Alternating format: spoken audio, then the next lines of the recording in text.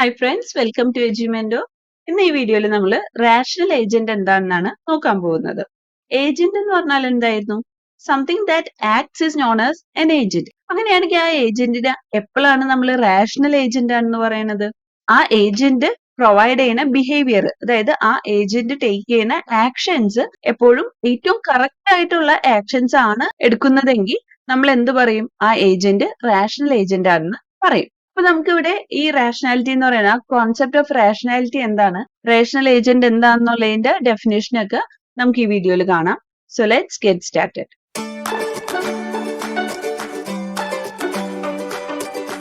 നമ്മൾ പറഞ്ഞു rational agent എന്ന് പറഞ്ഞിട്ടുണ്ടെങ്കിൽ ഏറ്റവും ബെസ്റ്റ് റിസൾട്ട്, ഏറ്റവും കറക്റ്റ് ആയിട്ടുള്ള ആക്ഷൻസ് പ്രൊവൈഡ് ചെയ്യുന്നതാണ്, അല്ലെങ്കിൽ ഏറ്റവും നല്ല ബിഹേവിയർ ഉള്ള ഏജന്റിനെയാണ് നമ്മൾ റാഷണൽ ഏജന്റ് എന്ന് പറഞ്ഞു. നമുക്ക് ഈ ഗുഡ് ബിഹേവിയർ അല്ലെങ്കിൽ ദ കോൺസെപ്റ്റ് ഓഫ് റാഷണാലിറ്റി എന്താണെന്നുള്ളത് ആദ്യം നോക്കാം. A rational agent is one that does the right thing.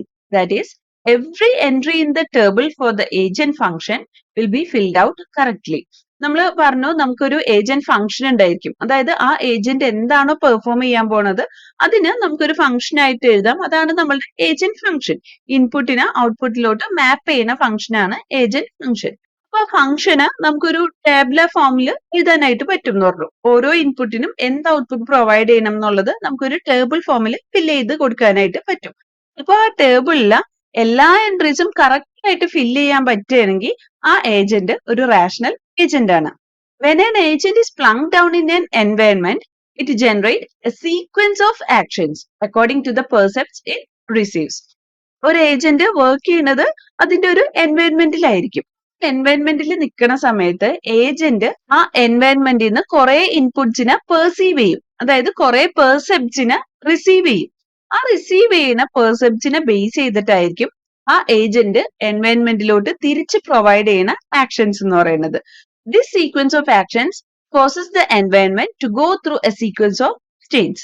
അതായത് നമ്മൾ ഈ ആക്ഷൻസ് പ്രൊവൈഡ് ചെയ്യുന്നത് എൻവയൺമെന്റിലോട്ടാണെന്ന് പറഞ്ഞല്ലോ. അപ്പോ ഓരോ ആക്ഷൻ പ്രൊവൈഡ് ചെയ്ത് കൊടുക്കുമ്പോഴും ആ എൻവയൺമെന്റിന്റെ സ്റ്റേറ്റ് മാറിക്കൊണ്ടിരിക്കും. ഇപ്പൊ ഫോർ എക്സാമ്പിൾ ഒരു സിമ്പിൾ ഏജന്റ് ആയ ഒരു വാക്യൂം ക്ലീനർ വേൾഡ് നമ്മൾ പ്രീവിയസ് വീഡിയോസിൽ കണ്ടിരുന്നു. അപ്പൊ ആ വാക്യൂം ക്ലീനറിന് എൻവയൺമെന്റ് എന്തായിരുന്നു? രണ്ട് സ്ക്വയേഴ്സ് ആയിരുന്നു, എ എന്ന് പറയുന്ന സ്ക്വയറും ബി എന്ന് പറയുന്ന സ്ക്വയറും. അതേപോലെ തന്നെ ആ എൻവയൺമെന്റ് ചിലപ്പോൾ ഡേർട്ടി ആയിരിക്കും, ചിലപ്പോൾ ഡേർട്ടി അല്ലാണ്ടിരിക്കും. ഇപ്പൊ എ എന്ന് പറയുന്ന ഒരു സ്ക്വയറിൽ നിൽക്കുകയാണ്, ആ സ്ക്വയർ ഡേർട്ടി ആണെന്നുണ്ടെങ്കിൽ ആ ഏജന്റ് പ്രൊവൈഡ് ചെയ്യുന്ന ആക്ഷൻ എന്തായിരുന്നു? ആ ഡേർട്ടിനെ സക്ക് ചെയ്തെടുക്കുക എന്നുള്ള ആക്ഷനാണ്. സോ ആ ഡേർട്ടിനെ സക്ക് ചെയ്തെടുക്കുക എന്ന് പറയുന്ന ആ ഒരു ആക്ഷൻ പെർഫോം ചെയ്ത് കഴിയുമ്പോൾ ആ എൻവയൺമെന്റിൽ ഒരു ചേഞ്ച് വന്നില്ലേ? അതായത് ആ എൻവയൺമെന്റ് ആദ്യം ഡേർട്ടി ആയിരുന്നു, പക്ഷെ സക്ക് ഡേർട്ട് എന്ന് പറയുന്ന ആക്ഷൻ പെർഫോം ചെയ്ത് കഴിഞ്ഞപ്പോ ആ എൻവയൺമെന്റ് ക്ലീൻ ആയി. സോ ഡേർട്ടി എന്ന് പറയുന്നത് ഒരു സ്റ്റേറ്റ് ആയിരുന്നെങ്കിൽ ഇപ്പൊ ആക്ഷൻ പെർഫോം ചെയ്ത് കഴിഞ്ഞപ്പോ ക്ലീൻ എന്ന് പറയുന്ന മറ്റൊരു സ്റ്റേറ്റിലോട്ട് എൻവയൺമെന്റ് ചേഞ്ച് ചെയ്തു. അപ്പോ നമ്മുടെ ഏജന്റ് ഓരോ ആക്ഷൻ പ്രൊവൈഡ് ചെയ്യുമ്പോഴും ആ എൻവയൺമെന്റിൽ എന്തെങ്കിലുമൊക്കെ ചേഞ്ചസ് വന്നുകൊണ്ടിരിക്കും. അതിനെയാണ് നമ്മൾ സ്റ്റേറ്റ് മാറിക്കൊണ്ടിരിക്കുക എന്ന് പറയുന്നത്. The state of the environment will change. അപ്പൊ ഒരു സീക്വൻസ് ഓഫ് ആക്ഷൻസ് നമ്മൾ പ്രൊവൈഡ് ചെയ്യുമ്പോൾ എൻവയൺമെന്റിന് എന്ത് സംഭവിക്കും? ഒരു സീക്വൻസ് ഓഫ് സ്റ്റേറ്റ്സിലൂടെ പാസ് ചെയ്തുകൊണ്ടിരിക്കും. ഇനി നമുക്ക് കിട്ടുന്ന ആ സീക്വൻസ് ഓഫ് സ്റ്റേറ്റ്സ്, അതായത് ആ എൻവയൺമെന്റ് ഇപ്പൊ പോയിക്കൊണ്ടിരിക്കുന്ന പുതിയ പുതിയ സ്റ്റേറ്റ്സിൽ പുതിയ ചേഞ്ചസ്, ആ ചേഞ്ചസ് ഡിസൈറബിൾ ആണെങ്കിൽ, അതായത് അത് നല്ലതാണ്, അതാണ് നമുക്ക് വേണ്ടതെങ്കിൽ നമുക്ക് എന്ത് പറയാം? ആ ഏജന്റ് നല്ലപോലെ പെർഫോം ചെയ്തു എന്ന് പറയാം. If the sequence is desirable then the agent has performed well. അപ്പൊ നമ്മളിപ്പോ പറഞ്ഞില്ലേ ആ സ്റ്റേറ്റ് ഡിസൈറബിൾ ആണെങ്കിൽ, അല്ലെങ്കിൽ നമുക്ക് വേണ്ടതാണെങ്കിൽ. അപ്പൊ ആ ഒരു ഡിസൈറബിലിറ്റി എന്ന് പറയുന്ന ആ ഒരു നോഷൻ ഓഫ് ഡിസൈറബിലിറ്റിനെ നമ്മൾ എങ്ങനെയാണ് മനസ്സിലാക്കുന്നത്? ആ ഡിസൈറബിലിറ്റിനെ നമ്മൾ നോക്കുന്നത് പെർഫോമൻസ് മെഷേഴ്സ് ബേസ് ചെയ്തിട്ടാണ്. This notion of desirability is captured by performance measures that evaluates any given sequence of environment states. അപ്പൊ ഈ എൻവയൺമെന്റ് സ്റ്റേറ്റ്സിന്റെ ആ ഒരു സീക്വൻസ് എത്രത്തോളം ഡിസൈറബിൾ ആണെന്നുള്ളത് അത് നമ്മൾ മെഷർ ചെയ്യുന്നത്, അല്ലെങ്കിൽ അതിനെ നമ്മൾ അളക്കുന്നത് എന്ത് യൂസ് ചെയ്തിട്ടാണ്? പെർഫോമൻസ് മെഷേഴ്സ് യൂസ് ചെയ്തിട്ട്. അപ്പൊ ഓരോ ഏജന്റിന്റെയും ബിഹേവിയറിനെ ഇവാലുവേറ്റ് ചെയ്യാൻ വേണ്ടിയിട്ട് നമുക്ക് കുറെ പെർഫോമൻസ് മെഷേഴ്സ് ഉണ്ടായിരിക്കും. അത് ഓരോ ഏജന്റിനനുസരിച്ച് നമ്മുടെ പെർഫോമൻസ് മെഷേഴ്സ് ഡിഫറെന്റ് ആയിരിക്കും. ചിലപ്പോൾ എന്തെങ്കിലും ഒരു മെഷർ മാക്സിമൈസ് ചെയ്യാനായിരിക്കും, ചിലപ്പോൾ മിനിമൈസ് ചെയ്യാനായിരിക്കും. അപ്പൊ അങ്ങനെ പലതരത്തിലുള്ള പെർഫോമൻസ് മെഷേഴ്സ് ഉണ്ട്. അപ്പൊ ആ പെർഫോമൻസ് മെഷേഴ്സിന്റെ വാല്യൂവിനെ ബേസ് ചെയ്തിട്ടാണ് നമ്മൾ നമുക്ക് കിട്ടിയേക്കണ സീക്വൻസ് ഓഫ് സ്റ്റേറ്റ്സ് എത്രത്തോളം ഡിസൈറബിൾ ആണെന്നുള്ളത് നമ്മൾ മെഷർ ചെയ്യുന്നത്. ഇപ്പൊ ഇവിടെ നമുക്ക് 3 ഏജന്റ്സിന് തന്നിട്ടുണ്ട്. First one is the vacuum cleaner agent, second is the self driving car, third one is the game playing agent.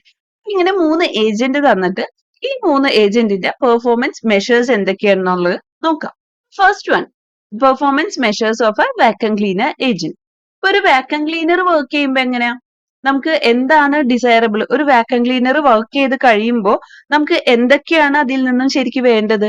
First of all നമുക്ക് റൂം ക്ലീൻ ആയി കിട്ടണം. നമ്മൾ എവിടെയാണോ, ഏത് എൻവയൺമെന്റിലാണോ വാക്വം ക്ലീനർ യൂസ് ചെയ്തത് അവിടെ നല്ലപോലെ ക്ലീൻ ആയിട്ടുണ്ടാവണം. അതായത് എല്ലാ ഡേർട്ടും പോയിട്ടുണ്ടാവണം. പിന്നെ എന്താണ്, നമുക്ക് അതിന് ഒരുപാട് ടൈം എടുക്കാൻ പാടില്ല.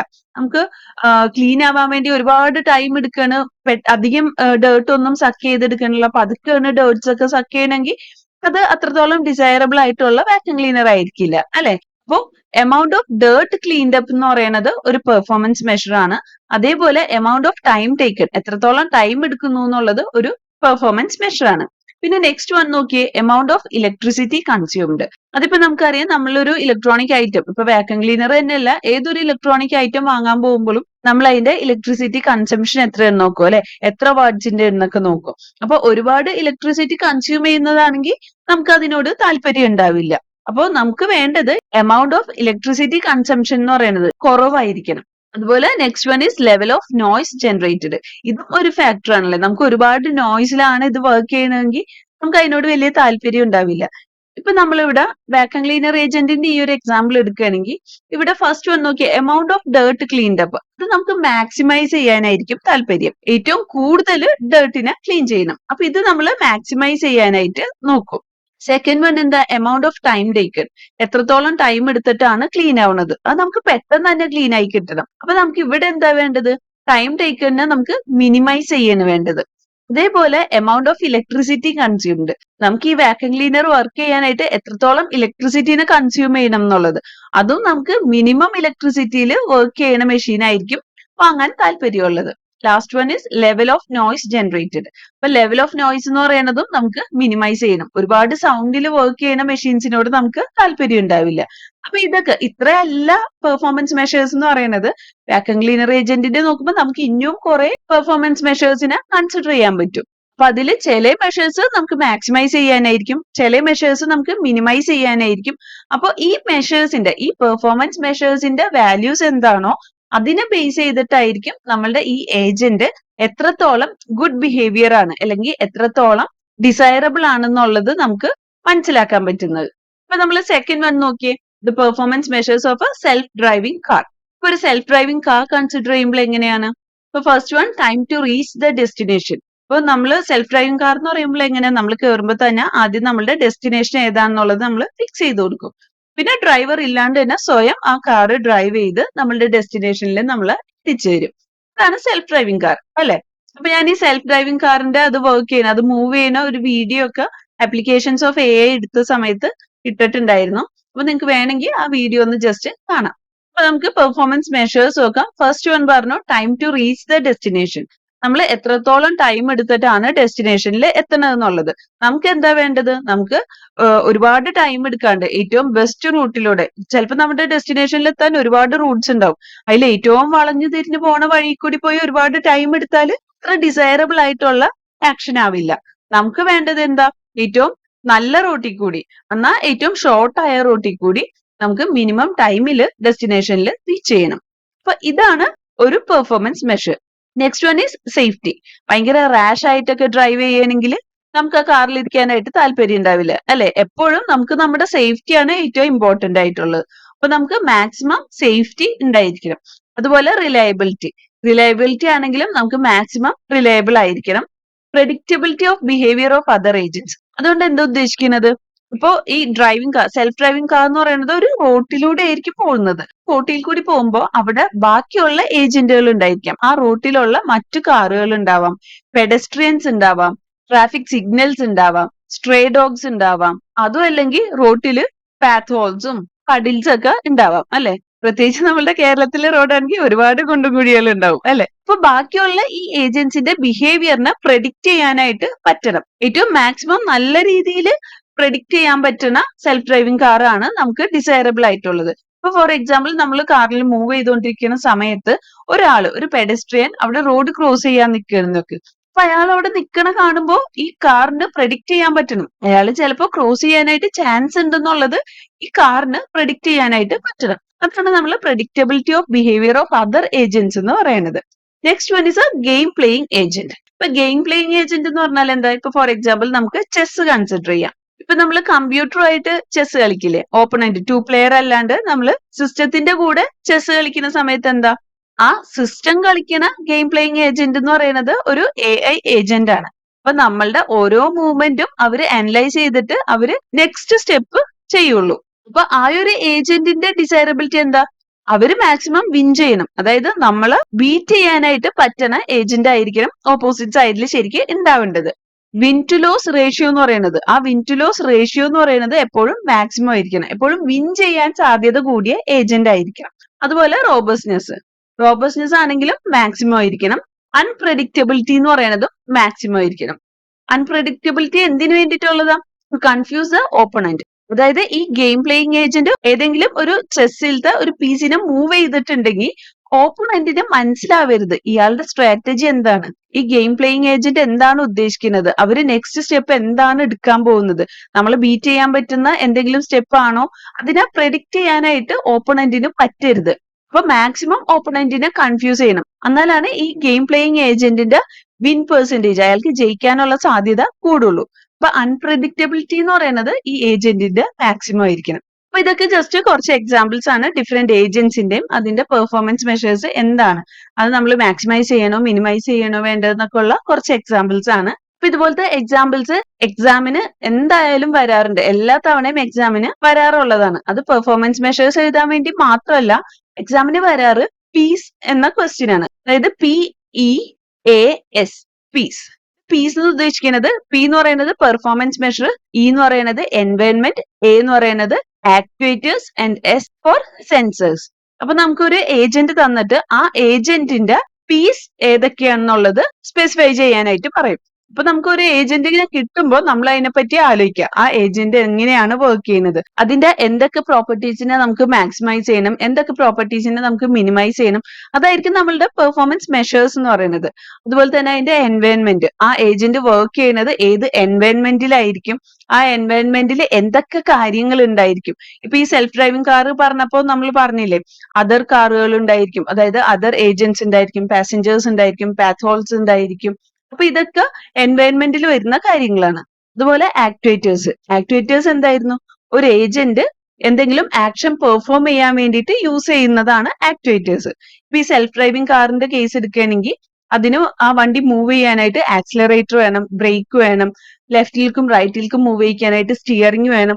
അപ്പൊ ഇങ്ങനെ ഓരോ ആക്ഷൻ പെർഫോം ചെയ്യാനായിട്ട് വേണ്ട ഒബ്ജക്ട്സ്, അതിനാണ് നമ്മൾ ആക്ച്വേറ്റേഴ്സ് എന്ന് പറയുന്നത്. അതുപോലെ എസ് എന്ന് പറഞ്ഞാൽ സെൻസേഴ്സ് എന്ന് പറഞ്ഞാൽ എന്താ? എൻവയൺമെന്റിൽ നിന്നുള്ള ഇൻപുട്സിനെ റിസീവ് ചെയ്യാൻ വേണ്ടി യൂസ് ചെയ്യുന്നതാണ് സെൻസേഴ്സ്. അപ്പൊ സെൽഫ് ഡ്രൈവിംഗ് കാറിൽ നമുക്ക് പറയാം ക്യാമറാസ് എന്ന് പറയുന്നത് ഒരു സെൻസർ ആണ്. അതായത് ആ റോഡിന്റെ വിഷ്വൽസ് എടുത്താലാണ് ആ കാറിന് ഓട്ടോമാറ്റിക് ആയിട്ട് ഡ്രൈവ് ചെയ്ത് പോകാനായിട്ട് പറ്റുള്ളൂ. അപ്പൊ അതിന് വേണ്ടിയിട്ട് ആ സെൽഫ് ഡ്രൈവിംഗ് കാറിന്റെ കയ്യിൽ ക്യാമറാസ് ഉണ്ടായിരിക്കും. ഇനി പാസഞ്ചറിന്റെ അടുത്ത് ഡെസ്റ്റിനേഷൻ ഏതാണെന്ന് ആദ്യം ചോദിക്കില്ലേ, അപ്പൊ ആ ഡെസ്റ്റിനേഷൻ മാർക്ക് ചെയ്ത് കൊടുക്കാനായിട്ട് ഒരു ഡിസ്പ്ലേ സ്ക്രീൻ ഉണ്ടായിരിക്കും, അല്ലെങ്കിൽ ആ പാസഞ്ചർ ഏതാണ് ഡെസ്റ്റിനേഷൻ എന്ന് പറഞ്ഞു കൊടുക്കണം, ആ വോയിസിനെ റെക്കഗ്നൈസ് ചെയ്യാൻ വേണ്ടിയിട്ടുള്ള ഒരു സിസ്റ്റം ഉണ്ടായിരിക്കും. അപ്പൊ അതൊക്കെ ആ സെൽഫ് ഡ്രൈവിംഗ് കാറിന്റെ സെൻസേഴ്സ് ആണ്. അപ്പൊ ഈ പീസ് എന്ന് പറയുന്ന ടോപ്പിക്, ഇത് വളരെ ഇമ്പോർട്ടന്റ് ആയിട്ടുള്ള ടോപ്പിക്കാണ്.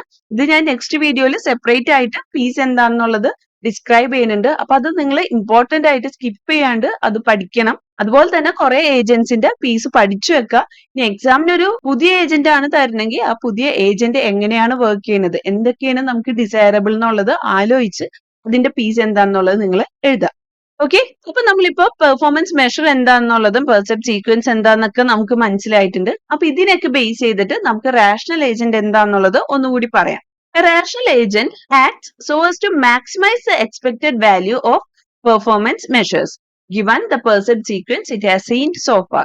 ഇതുവരെ കണ്ടേക്കുന്ന പെർസെപ്റ്റ് സീക്വൻസ് വെച്ചിട്ട് ആ റാഷണൽ ഏജന്റ് എങ്ങനെ വേണം ആക്ട് ചെയ്യാനായിട്ട്, ആ ആക്ഷൻ പെർഫോം ചെയ്ത് കഴിയുമ്പോൾ നമുക്ക് കിട്ടുന്ന പെർഫോമൻസ് മെഷർ, ആ പെർഫോമൻസ് മെഷേഴ്സിന്റെ എക്സ്പെക്റ്റഡ് വാല്യൂ നമുക്ക് മാക്സിമൈസ് ആണ് ചെയ്യേണ്ടെങ്കിൽ ഏറ്റവും മാക്സിമം മാക്സിമൈസ് ചെയ്യണം.